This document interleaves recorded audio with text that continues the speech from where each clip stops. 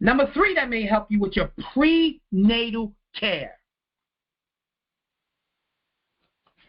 Eating healthy.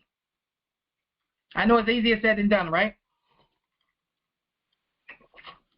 Now you may say, oh, I'm craving, I want the pickles, I want ice cream, I want sandwiches. I'm going to tell you a story. I swear to God, my wife was crazy. When she was pregnant, she craved. Now listen, we try to eat clean. Like, we try to eat our best. We do our best.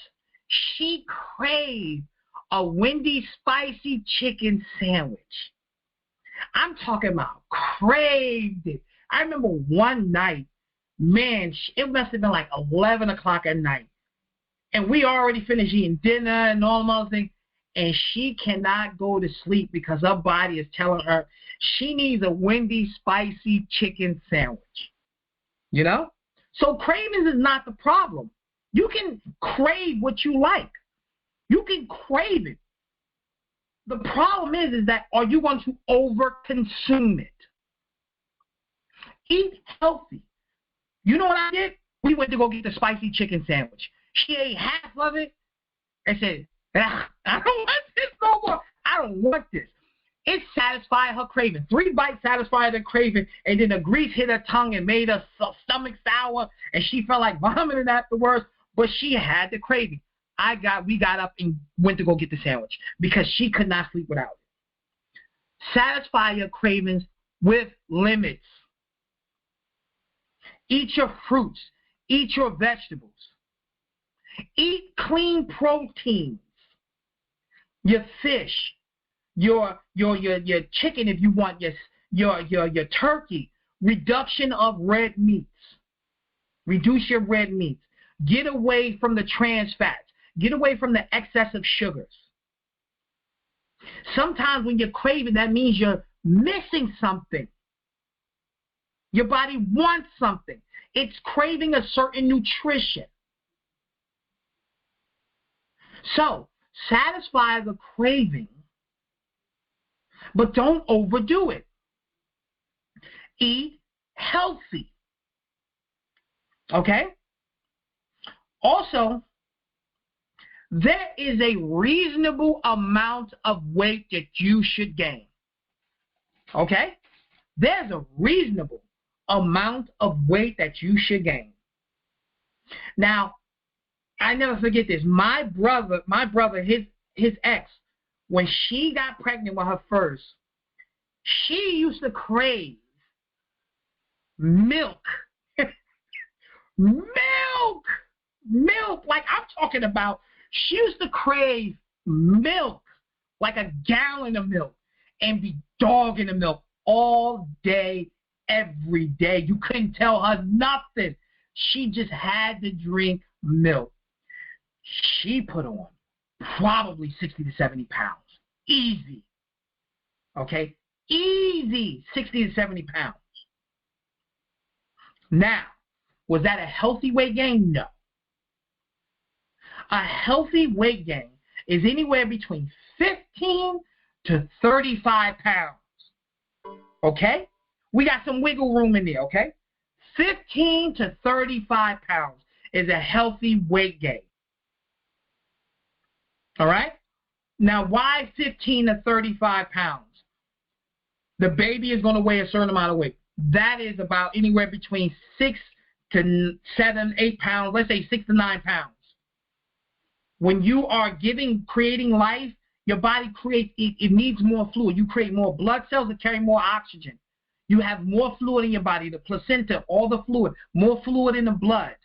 Okay? So you're going to have a healthy weight gain.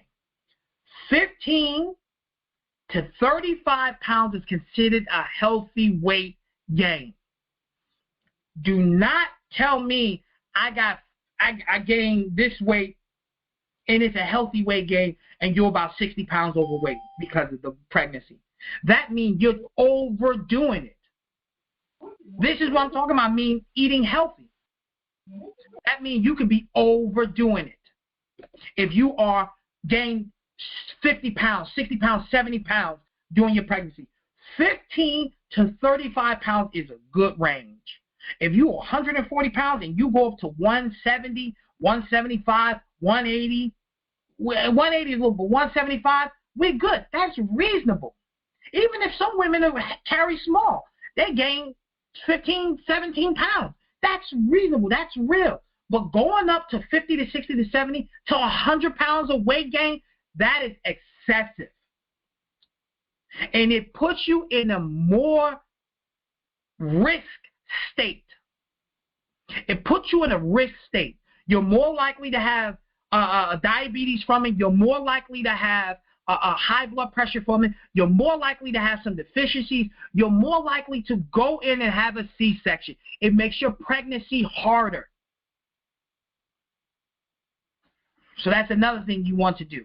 You want to eat clean and healthy. You can eat your eggs. You can eat your fish. You can eat your different types of grains. You can drink your water. You want to avoid too much sugar, and you want to avoid trans fats and all them other things like that. You can eat your proteins. You want to eat all those.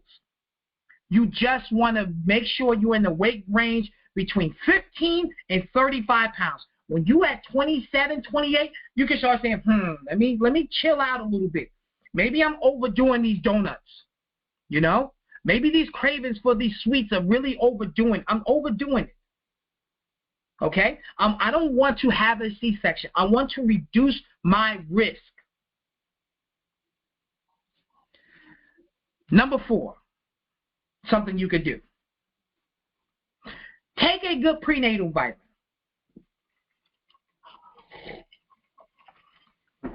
Now, a good prenatal vitamin, I actually don't think prenatals from the doctor is good. I've seen them. They're actually trash, okay? A good prenatal vitamin, maybe like a New Chapter vitamin, maybe like a Mega Food, maybe like a Blue Bonnet, maybe like a Garden of Life, Nature's Plus, good vitamin companies that can give you good prenatal vitamins. That's rich in folic acid or folate. Folate is better. Rich in folic acid or folate. Rich in your minerals, rich in your calcium, your irons, and things like that. So you want to do a really good prenatal vitamin. Afterwards, you want another supplement, a multi-mineral vitamin. Multi-mineral supplement. Now you said, I do. Why? You just told me about a prenatal. What the heck is a multi-mineral? Most of your prenatal vitamins do not give you enough minerals. This baby is pulling a tremendous amount of nutrition from your body. A tremendous amount of nutrition from your body. Okay? You want to make sure you are nutrient dense. This baby is not only pulling vitamins, it's pulling tons of minerals, tons of calcium, tons of iron, tons of phosphorus, tons of boron, tons of selenium, tons of magnesium from you to create its own. You have to make sure you have enough nutrition to help you with that. So taking a multi-mineral as well as a prenatal vitamin and a supplement to multi-mineral will make all the difference in the world. Because sometimes the prenatal does not give you 95% of all prenatals don't give you enough calcium. They don't give you usually enough magnesium and selenium or boron and phosphorus. They don't. You need another mineral supplement. Okay? So having a secondary mineral supplement makes a difference. And the third thing you could take with the supplements, you want to take an omega-3. Now, I'm not going to go into the whole thing with omega-3 again, but when it comes down to creating a baby, omega-3s are vital for brain development. You want a smart kid. You want to make sure the kid brain is being formed with the best fats. Take an omega-3. Now, most people just say take DHA. That's a part of omega-3. Remember we went through that? DHA is a part of omega-3. You could take DHA by itself, or you could just take a very good high-quality omega-3 vitamin, omega-3 fish oil. Or you could do flaxseed or chia, whatever you want. But you want the oil. You want more of the fat. The seeds is good, but you want more of the fat. So take the oil of those plants. And those things are going to help with the brain development, the nervous system development, the skin development, all those things like that. We want a healthy baby. So we want prenatals, a secondary multi-mineral supplement, and an omega-3/DHA. Now, the last thing you can consume is I want you to get some herbs that may help you. Now, there's a few herbs that you can take while pregnant. Now, understand, you cannot take everything while you're pregnant with herbs.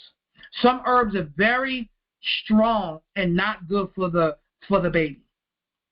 Some herbs will have abortive effects, will actually make you lose the baby. Those are certain midwifery herbs. We're not even going to go into those. So not all herbs you can take, but there are some herbs that you can definitely take that's going to benefit you. Red raspberry leaf. You've probably heard of it. It strengthens your womb. Okay? And it's rich in iron. And it feeds the baby. So red raspberry leaf is excellent. Another good herb I love a lot is alfalfa. Like the little rascals. Alfalfa. Alfalfa is an herb that's really high in minerals. And we talked about the importance of minerals, right? So having alfalfa is an herb that keeps the blood clean and keep you from getting, keep the immune system strong. But it's rich in minerals and it alkalines the body. So it feeds the baby and it's going to feed you. Another great herb, sea moss. Everybody talk about sea moss. Right now, you can't go into no health food store if they ain't talking about sea moss. Right now, remember the video I did on sea moss? We did a video on sea moss. How we think sea moss is God gifts to the world. You go into some spots, I swear to God, dude, doctors say be diehards. I think they bathe in sea moss. They wash their hair in sea moss. They put it on their toenails. Sea moss is the truth to them. But sea moss, rich in minerals, alkalines, rich in phosphorus. It can also help deal with your stomach and all them things like that. Other herbs are like ginger, help you with morning sickness. Okay, dandelion root, rich in iron, rich in minerals. Also, if you have preeclampsia, you have high blood pressure, dandelion root will make you excrete excessive water. So let's say if you're one of them women that your toes and your feet get swollen while you're pregnant. Well, dandelion root and alfalfa will help you get rid of all that excessive fluid that's building up, that's going to your legs, and urinate that water out. So dandelion root is another great herb. Fennel seed is another great herb that help you with digestion. A lot of times women who are pregnant, okay, it will help you with your digestion, help you with your morning sickness, help you with acid reflux that sometimes happens to women who go through who are pregnant. Oat straw, another great herb that helps keep your muscles healthy and keep your muscles tight while you're pregnant. This is very important for you going through labor. It's also really good for making your hair look good too while you're doing it, and also building your bones. It's rich in silica. Another good herb is kelp. Just like sea moss, rich in minerals, rich in alkaline in the body, protects your thyroid. So the baby's pulling all that iodine from thyroid. You're being protected too. You recover. And chamomile. Sometimes women have problems with sleeping, nausea, all those things like that. And chamomile is a real good herb. Also, chamomile, ginger, oat straw, all these herbs, red raspberry leaf. If you get sick during this time, you can drink these herbs to help you fight off a cold. Okay? Even echinacea for a short period of time can be used on pregnancy. So those are some of the herbs that you can do. This is the last thing I'm going to talk about, and then I'm going to open up the floor because I know we have a lot of women in this panel. Try to check out alternatives to going to the hospital. Try to check out alternatives than going to the hospital. They have birthing centers. Birthing centers are excellent choices if you want to get the best results when it comes down to your prenatal care. Now, why do I say birthing centers? There's one in Union, there's one in Hoboken, there's one in Edgewater, there's a couple around here, right? You want to go to birthing centers. Birthing centers are built to allow the mother to take the time to have the baby. In hospitals, you are on a timeline. You are on a timeline in the hospital. They want you in and out. It's like a factory. They want you in and out as soon as you get. We want to have this baby as soon as possible. Birthing centers allow you to take your time. Birthing centers allow you to get up and walk around. They allow you to go in the tub. They have midwives on staff ready for you. Remember, before OBGYN, for thousands of years, midwives were the most knowledgeable when it came down to helping a woman give birth. Midwives are probably the most knowledgeable of anybody who can give birth. And they have a tremendous amount of staff of midwives, as well as sometimes doulas. As well as they also have OBGYN, so if you need to go to the hospital, they're ready for you. But they have the environment that's conducive for a reduction of stress and a healthy environment for you and your child to be born. And they only have a rate of C-section of 5 to 10%.